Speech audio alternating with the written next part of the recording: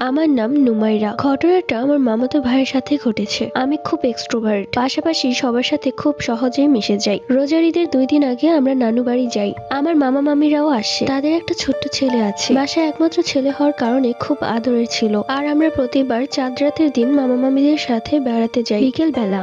কিন্তু এবার একটু ব্যস্ততা থাকার কারণে বিকেলে যাওয়া হলো না। যেতে যেতে প্রায় রাত হবে শুনে আমি যেতে চাই, কিন্তু আমার মামাতো ভাই খুব চঞ্চল স্বভাবের। সো সরি গাইস, আমার ঠান্ডার অবস্থা খুবই খারাপ হয়ে গেছে, কথাই বলতে পারছি না, যার কারণে আজকে ভয়েসটা একটু খারাপ লাগতে পারে। যাই হোক, তিনি বলেছেন আমার মামাতো ভাইয়ের বয়স মাত্র 3 বছর। ও জিদ ধরলো আমাকে ছাড়া বেড়াতে যাবে না।